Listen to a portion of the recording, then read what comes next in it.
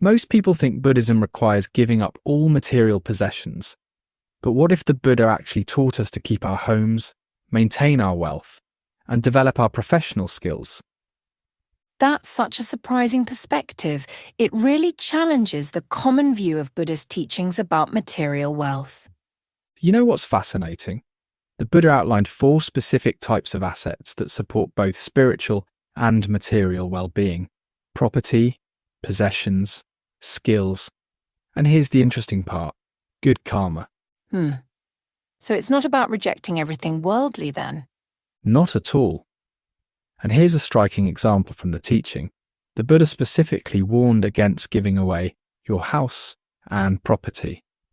He said that without basic security, our minds get too preoccupied with survival to focus on spiritual growth. That makes so much sense for modern life. Like someone feeling guilty about wanting a stable living situation when they're struggling to pay rent. Exactly. And let me share something really eye-opening from the text. There's this story about elderly people, former CEOs and presidents, who gave away everything too early, thinking that's what Buddhism required. They ended up alone and struggling because no one returned their kindness. Oh wow, that's actually heartbreaking. So the teaching is really about finding balance rather than extreme renunciation. Right, and here's where it gets really practical. The Buddha used this example of Mrs. Me, a hairdresser, to show how professional skills are valuable assets. He taught that our abilities, whether in technology, healthcare, teaching, are forms of wealth that can't be stolen or destroyed. You know, that reminds me of how many young professionals struggle with this exact tension between material success and spiritual values. Well, the Buddha's teaching offers such clear guidance there. It's saying we should develop our skills, save for a home, and maintain our possessions, but do it mindfully, without becoming obsessed with accumulation.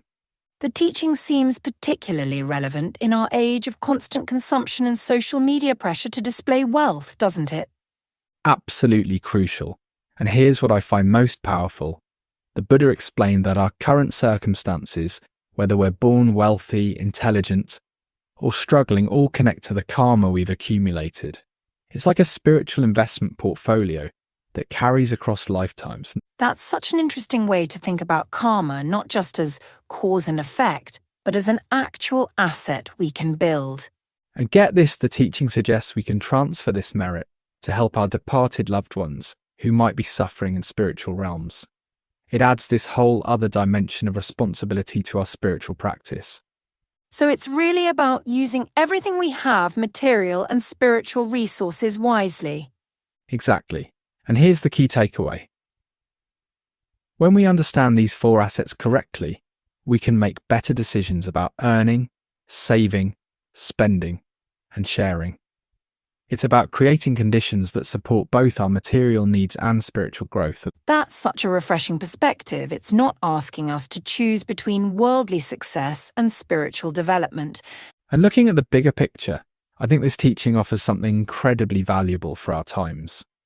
It's showing us how to live fully engaged in the world, while maintaining our spiritual aspirations, being practical and spiritual at the same time. And that really transforms how we might think about success, doesn't it? It does. And here's what I think is the most profound part. All of this, our property, possessions, skills, and spiritual practice, can be used in service of both our own development and the benefit of others.